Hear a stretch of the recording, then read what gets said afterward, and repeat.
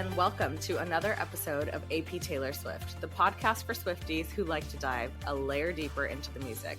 So lean in close, turn up your volume, because class is in session. We're your hosts. I'm Monsi. I'm Jen. And I'm Jody. And we are your unofficial professors of Taylor Swift. Hello, and welcome to another episode of AP Taylor Swift. This week, we are doing a very exciting show and tell. I'm not going to give it away because I want Jen to take us through it. But before we dive in, I did want to share some really exciting news. It's something that the three of us have been working on for some time. We are now introducing new paid subscriber content. If you're hungry for more AP Taylor Swift, if you're hungry for just more conversation, head on over to our Substack. You absolutely still have the option to say subscribed for free. We're not changing anything, but we are introducing some new exclusive content for people who want to join as paid subscribers. So that's all I'm going to say about that for now, but you'll hear us talking more about our bonus content online, and that will be referring to that paid content. So with that, I want to kick it over to Jen to take us to what is going to be a really fun, I just know it, it's going to be a really fun show and tell. Jen, take it away. Yeah. Oh, we're so excited. I'm so excited. This is like everything I've hoped and dreamt for. So today we are going to be talking about how in the world we can connect Taylor Swift to the Canterbury Tales, The Wife of Bath. Don't hit skip. I promise this will be a really fun episode. If this is like too nerdy for you, I promise it won't be. The Wife of Bath in a lot of ways is what we would consider a potentially proto-feminist character. So proto because feminism didn't exist in the Middle Ages in the way that we know it now. But one of the first characters where you start seeing some really interesting ideas about what it means to be a woman, what it means to have agency, to have authority, to have control as a woman, and how to make your way in the world as a woman. So we are going to be taking the themes of that particular story, The Wife of Bath's Tale, and her prologue, so her story about herself, and then the stories she tells, and connecting them to, of course, Taylor Swift. So I'm super excited about this because we're taking two really iconic women. One is, yes, a fictional character. One is a very real woman, but from 1,000 years apart, and looking at how the struggles and the joys and what they think and they feel, and connecting those together. This sort of like the universal female experience. Context has changed, but being a woman hasn't. And so we're going to look at that, and I'm really excited about it. And we will discuss the story itself, of course. We'll give you the information and the context, but this is also going to be our first bonus subscriber content, which is why we're talking about it, is we will be continuing the conversation around the Canterbury Tales as a whole, how some of the other tales connect to Taylor Swift, how some of the other tales connect to modern culture. There's a direct Harry Potter tie-in, so that's a teaser that you can look forward to. I'm so excited for that. Yeah, it's great. And one of my grad school professors wrote scholarly articles about Harry Potter and the Canterbury Tales, so I will be quoting her, which is very exciting. Our next podcast series needs to be about Harry Potter. I feel like we can do the same thing we did for Taylor Swift. There's an HBO series coming soon, so yeah, so I feel like we should capitalize on that in our spare time. Yeah, in the ample spare time. So there's a lot to discuss about this topic. I think it's also worth saying that we did all read this tale leading up to this episode, but you don't need to. We are going to hopefully give you all the context that you need, and if you leave feeling inspired to go read, then feel free. But just know that you can still listen, even if you haven't read the tale that we're discussing. Yeah, I hate saying you don't need to, because you're right. You don't have to. Like, you should, but you should. I think it brings a totally different level to the conversation. And I think, like many people, I first read this. I mean, my copy is from high school, from 10th grade. It doesn't have a cover. You can't see that if you're listening. It's like literally torn apart. And I think it's very different reading this as a 10th grader as it is reading it as I don't know that I'm a full adult. You're an adult. Woman, but you're about as an adult as it gets. Oh, in the Middle Ages, you would have been an old lady. I would have been dead in the Middle Ages. But I actually somehow never read this in school. So I am joining the ranks of people who has never studied this, and will be bringing the commoner perspective, hopefully.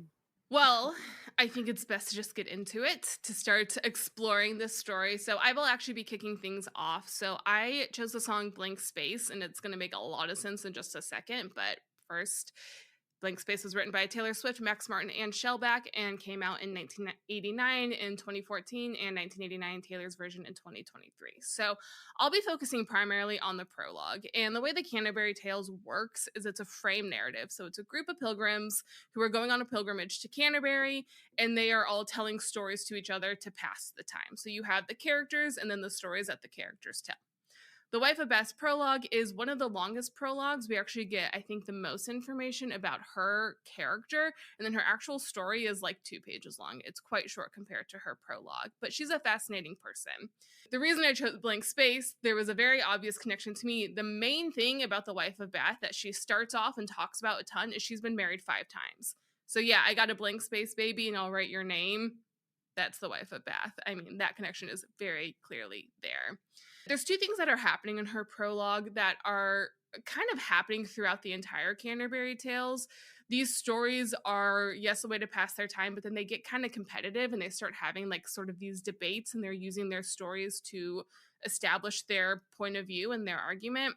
She does 2 things very specifically. One is pointing out the power that a smart wife has. So she points out the wiliness, the intelligence of a wife can be life-changing. And then she also, there's a long-standing argument about what makes someone have authority. And both of these things I think you can see in Blank Space. So first, the power of a smart wife. Yes, Taylor Swift is not a wife, but in the Middle Ages, you didn't really have much of a choice. If you were going to be a woman, you were going to be a wife. So if we move the wife thing away and it's just being a woman, both the Wife of Bath and Taylor Swift really think women can wield a lot of power through, frankly, manipulation, especially in Blank Space, which is this satirical song about manipulation, about kind of controlling the situation, controlling the narrative in a lot of ways. So from Taylor, we have lyrics like new money, suit and tie. I can read you like a magazine. She knows what's going on. She understands who this guy is. And I can make the bad guys good for a weekend and find out what you want. Be that girl for a month. There's so much manipulation happening in Blank Space. I think it lines up so well with one of my favorite lines from The Wife of Bath, which I'll just say it in the modern English translation of men cannot lie half as well as women can. Like, that's just a line from The Wife of Bath. Like, you could just put that in Blank Space. I wrote that one too. It's so I also good. captured that line, and I love it. Like, what is my Middle English version of this line? Because that's what I have. Well, my translation of it that I wrote was women rule, men drool. Yeah, basically. It's I could try to find it and read it for you, but it's basically what I no just one said. can be so bold. I mean, no man at lies and swearing as a woman can. That's not I was gonna. Mine's gonna be more complicated than that. Yeah, for half so boldly can there no man swear and lion as a woman can. Wow, that's Middle English. Bonus episode: can Jen just speak in Middle English? Just so everyone knows, that's how I read this story in Middle English. It's been so fun. I'm so sorry. It's fun. I love reading it in the Middle English. Anyways, I should have gotten my PhD. But there's still time. There's still time. So yes, men can't lie half as well as women can. But also, she really talks about how she trains her husband to bring her nice things. So she talks about how she trains her husband to bring her nice things from the fair and to leave their land to her, and how she really ran their lives. And it was all through this manipulation. And she says, I had them wholly in my hands. So I had complete control over these men, which just to me was so funny to compare to Blank Space. Yes, context changes, but who's controlling the story? It's a woman in both situations. Like, the woman is absolutely manipulating and getting what they want out of the situation. That goes into the second question of who has authority. So there was this ongoing argument in the Canterbury Tales, an argument that we still have today sometimes, of like street smarts versus school smarts. And the Wife of Bath is on the side of experience, of street smarts. So right. She argues that having 5 husbands means she has a lot of authority. She says, of 5 husbands schooling am I. So I went to the school of having 5 husbands. So true. And I unless you were a royal or a part of the church, the odds of you being schooled were quite low. Not impossible, but pretty low. And so she's saying, like, yeah, that may be true that I didn't go to school, but my life experience more than makes up for that and maybe makes me smarter than you actually. Taylor doesn't make the exact same argument in Blank Space, but I do think she is playing a little bit with authority because she keeps saying things, again, satirically, but saying, like, I know what's going to happen. So she says, like, it's going to be forever or it's going to go down in flames. Like, hey, you guy, I'm writing your name in the blank space and I know exactly what's going to happen because I have done this before. So the wife of Bass says, I have 5 husbands. I know how the world works. And in Blank Space, Taylor's saying, hey, these are the options we've got. Trust me, I've done this 100 times. You know, there's so many blank spaces. Or like, I could show you incredible things. And she's done this before. And which I think is really funny. So in The Wife of Bath's tale, she goes through all this stuff. Well, her prologue, not her tale, sorry. But she goes through all of this stuff and then she teaches women. She says, like, hey, women, you should all do this. This is what you need to do to get ahead in this world. She has this didactic moment to other women, and Taylor has it too in Blank Space. She says, boys only want love if it's torture. Don't say I didn't warn you. Both of these women are saying in their own ways, like, hey, this is the way the world works. This is the way men are. And this example I'm telling you is the best way to make sure you come out ahead. I know that you know these stories really, really well. Out of the 3 of us, Jen definitely knows this story and the whole work of literature with that is a Canterbury Tale so well. So Jen was like immediately like blank space, got it, done. Yeah. I took it. I didn't know what I was getting into, but when I actually read it, I could not stop thinking about blank space, Jen, and I like literally was so jealous that you snagged that up immediately. But it's so perfect, not only in the things that you just mentioned, which is like so spot on. I also just feel like the tone of the song itself Yes. very much echoes Absolutely. the tone of the tale itself. It's very unapologetic, very like, I know who I am. It's a little bit like Blank Space is kind of a sarcastic, ironic song, right? Like we've talked about it in the past too. Of it was a commentary on what everybody was saying about Taylor Swift at the time, and she just kind of like made it satire, right? And Yeah. this tale, the Wife of Bath, also just feels like kind of satirical. Like it's exaggerated to an extent that it's almost ridiculous, but like also kind of awesome. And so I get very much same vibes. Yeah. Even within the tale itself, not just the prologue, at the end, at least my translation says, and may Christ Jesus send us husbands meek and young and fresh in bed, and grace to overbid them when we wed. And Jesu, hear my prayer. Cut short the lives of those who won't be governed by their wives. Yeah, Like, because there's stories about Arthur and Guinevere, and Yeah. Guinevere has all Yep. the power, which has is all the power. so Yeah. funny. And that's what we have in Blank Space. She's got the power and the Yeah. authority. It's going to be forever. It's going to go down in flames. I get to say what's happening here. Like there's one instance in the story when she is like, I was 40 and this guy was half my age. He was like 20. Yeah, Jenkin, Janikin. I actually don't know how to pronounce exactly. that. Yeah. So like at one point, like she's got multiple husbands. Sometimes her husband is away and she has no option but to be lusty. And she has these young, sprightly boy options for her. And I just, that's very Blank Space to me. Yeah, and they both, this is like a little bit more meta and nebulous, but they both, one of the things that's interesting about The Wife of Bastille to me is she does a lot of the way she presents her argument is how a sermon would be presented, and she references the Bible a lot. So, and Taylor's using satire. So they both are doing that interesting thing that women have always had to do of saying, what is the existing power structure, or what are the existing tools at my disposal, and how can I lean into them and play with them in a way that's going to work for what I'm trying to accomplish?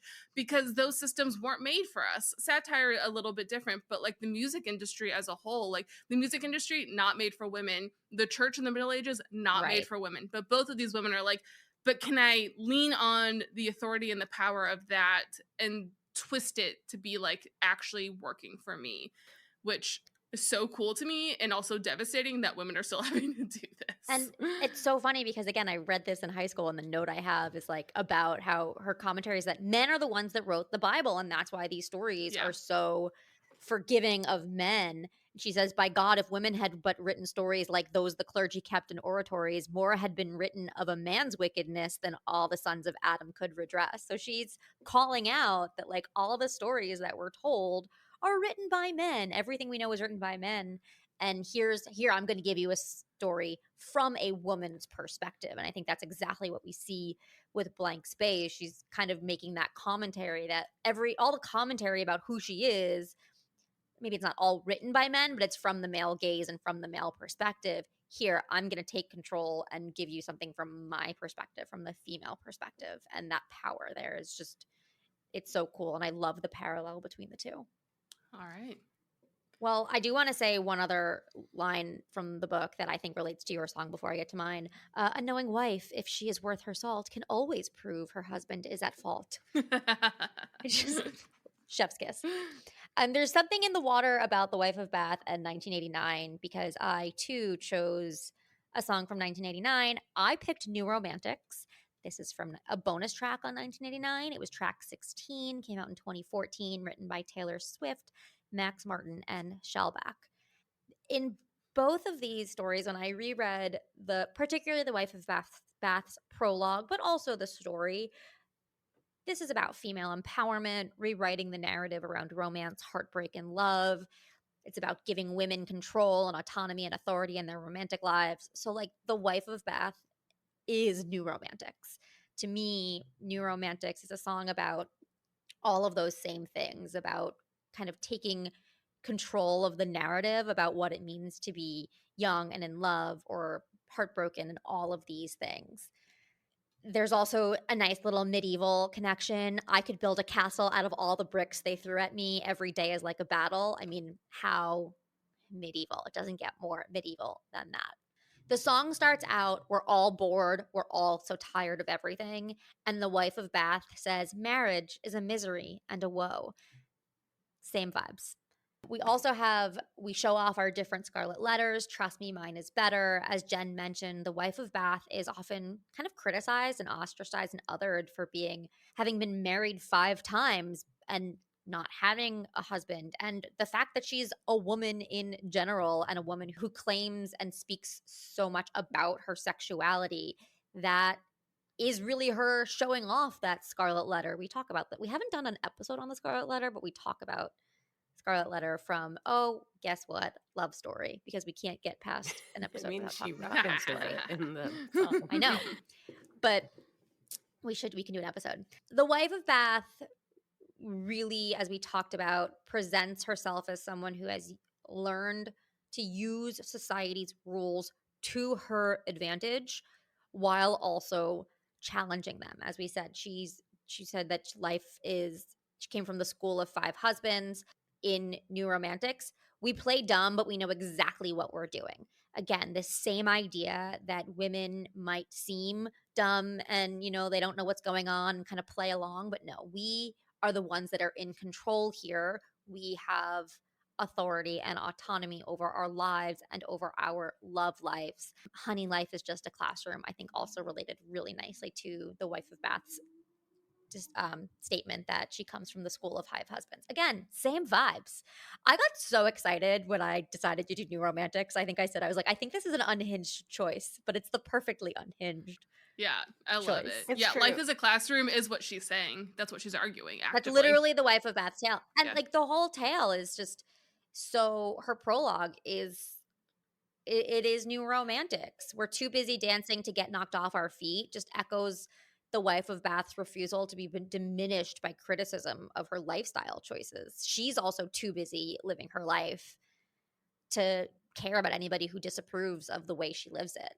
Yeah, like in some ways, New Romantics is, of course, referencing the Romantics, which came much, much later than when this was written. However, in some ways, that song is almost like it's a call to action for this generation and saying, like, we can live up to the greats, or we can aspire to be these amazing, empowered thinkers. And Wife of Bath her tale, her prologue, is in some ways a call to action to women of that time to also just live and be their most empowered selves.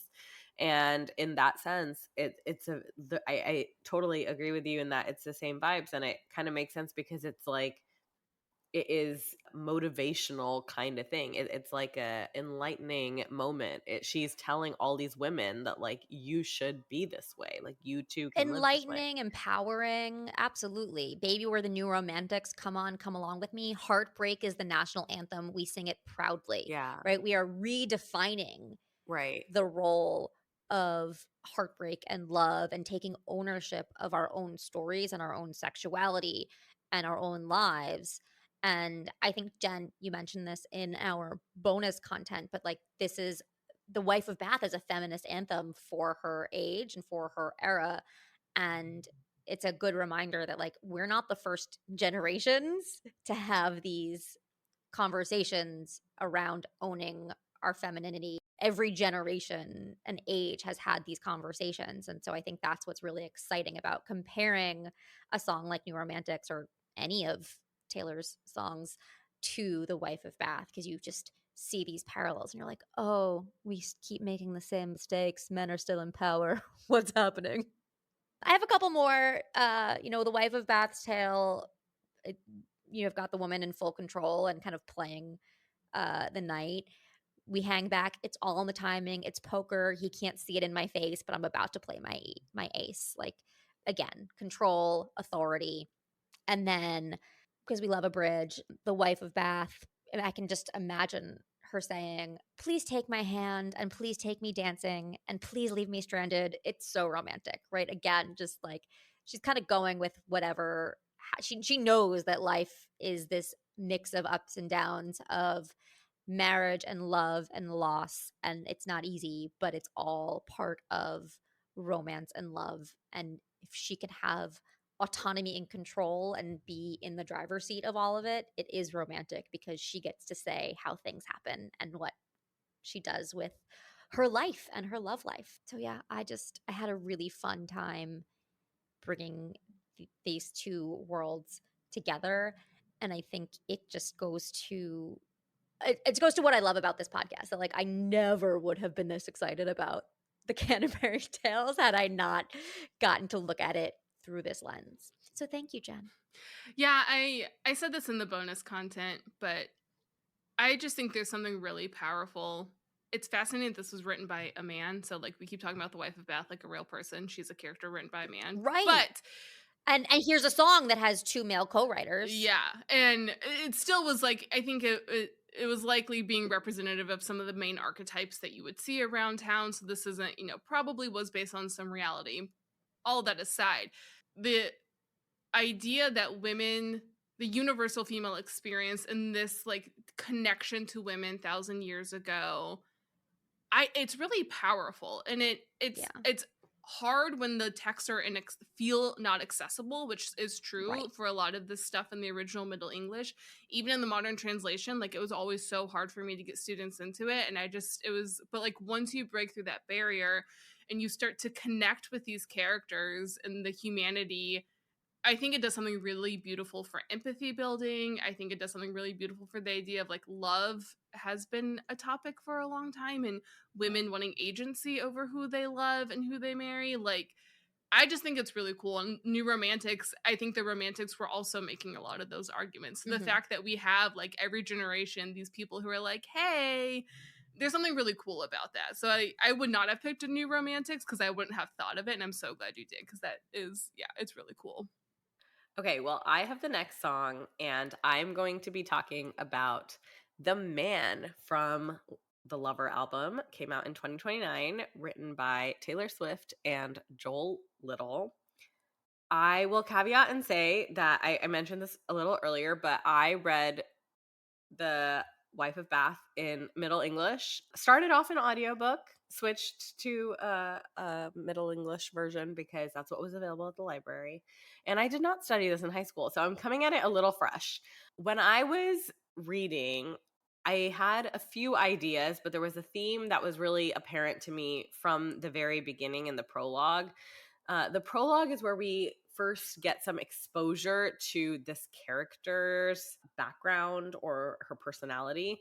And a lot of the discussion is happening around how many husbands she has. So we learn that she has 5 husbands. And she immediately goes into, well, if I were a man, this would not even be an issue. And we talked about this a little earlier on the episode, but there are a lot of Bible references in this entire portion of the story. And so she actually references the Bible and says that nowhere in the Bible does it actually specifically list out how many times someone can be married. And yet I'm constantly hearing that it is immoral to be married this time. Here's how it was written in my book. Yet heard I never tellen in mine age upon this number definition. Men may divine and glossen up and down, but well I wot, express without a lie, God bade us for to wax and multiply. That gentle text can I well understand. She's basically like, dude, our job is just to multiply. So I don't understand where this discussion is coming on how many times one can be married. And then she actually goes on to say that there's no mention of this in the Bible, but the wise king Den Solomon, he had wives more than one. And as would to God, it lawful were to me to be refreshed half so oft as he. And she's basically just saying, he could do it. Why can't I? I have far less. I've been married far less times. She makes actually a few more references to the Bible also. If you want to know the actual number, this is the Christian background I have. Solomon had 700 wives and 300 concubines simultaneously. Oh, lovely. Great. So it's not just like he was married a few times. Man, exactly. It's not It's not just like he had a few wives. It's like, oh well, Solomon, no one's questioning Solomon over here, which is like a big example. I love that she also says that to be refreshed half so oft as he, like if he has 700 wives, like the fact that she says that, like half. Why can't I have half that many? But I think the theme that I was getting here is like, here are all these men that had so many wives in the Bible and it was fine, but the religious clergy and the religious community is the one that is making me the villain for being married multiple times, and she gets a lot of crap for it. And the only difference is that she is not a man. She's also not in the Bible, but like the difference is that when women do it, it's not okay. And that got me thinking about the man.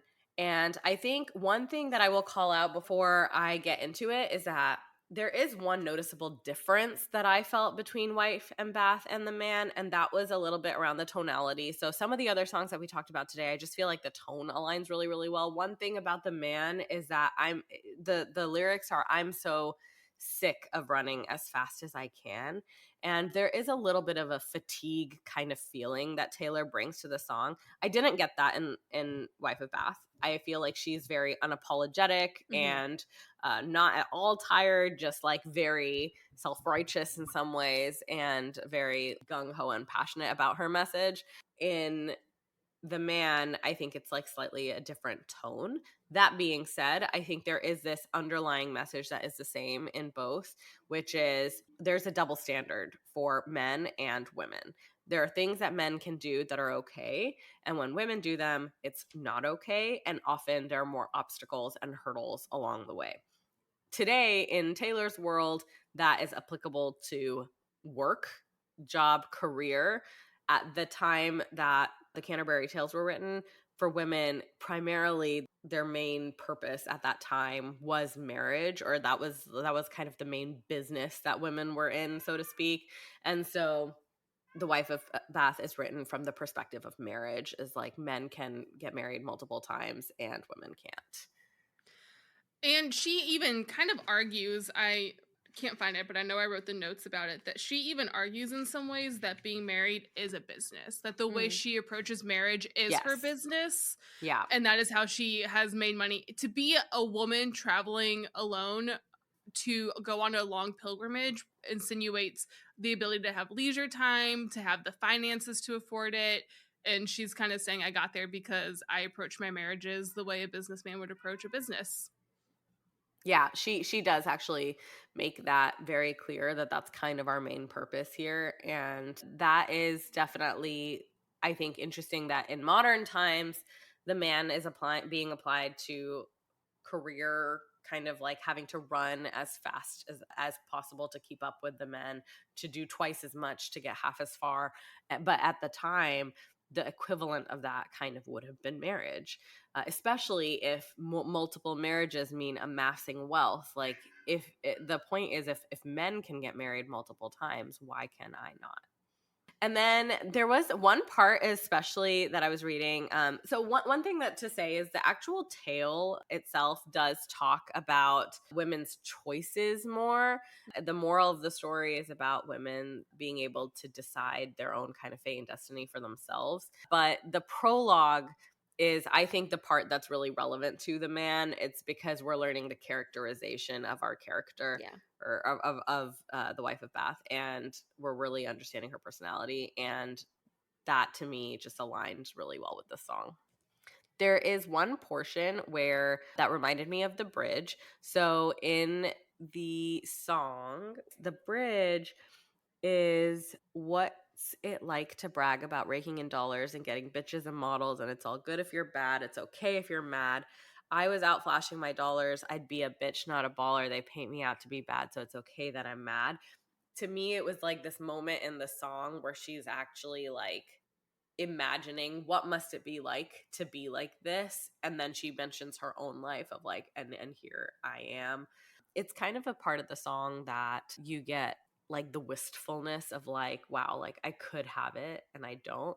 And I felt there was this hypothetical moment in the prologue where she's talking about like hypothetically, like, and if a woman does this, then she won't be considered this, and if she does this, then she won't be considered fair or rich. If she hooks up with multiple people, then her chastity is at risk. She is no longer eligible. If she dances or if she sings, that's considered a dalliance. There's like this kind of list of like, if she does this, then these are the consequences in society. If she like, there's so many restrictions, and to me that felt very similar to that chorus piece of just like, there's a wistfulness and like a hypotheticalness of like, and if this were to happen, wouldn't that be nice if I could do these things the way that men do them? I love this because I also think, The Man is just one song too. And we have other songs of Taylor where she is being that way. She is sexualizing men. She is doing all the things she kind of says she wishes she could do. And I think The Wife of Bath does, if we look at Taylor's discography as a whole, The Man is a great starting point for then how Taylor then goes from there. And The Wife of Bath is saying like, oh, if I was a man, I could do these things. But then we also in the prologue, she does do those things. Like one of my favorite things that when I saw you were doing The Man, I was like, I'm going to save this moment for The Man because I think it's so funny. Because in The Man, she's like comparing herself to all these men who just clearly sexualize women all the time. And in The Wife of Bath, at her fourth husband's funeral, at the funeral, the wife of Bath met her current husband, Janikin. And she describes him. So she's at the funeral. I'm going to like paraphrase, but yeah, this is a guy that's like half her age. yeah. And so she's at the funeral. It says, and with my face covered, and I wept, I was weeping. And then I saw Jankin, our clerk, and he was walking ahead, and I thought he had a pair of legs and feet so clean and fair that all of my heart I gave to him. And he was, I believe, 20 years old. So at her husband's funeral, she saw a 20-year-old man's legs. Like That's his calves were just Leo so behavior, hot. if I ever Exactly. heard That's exactly. It's one of my favorite things that she does that it like happens in this prologue because it's like, here's all this stuff.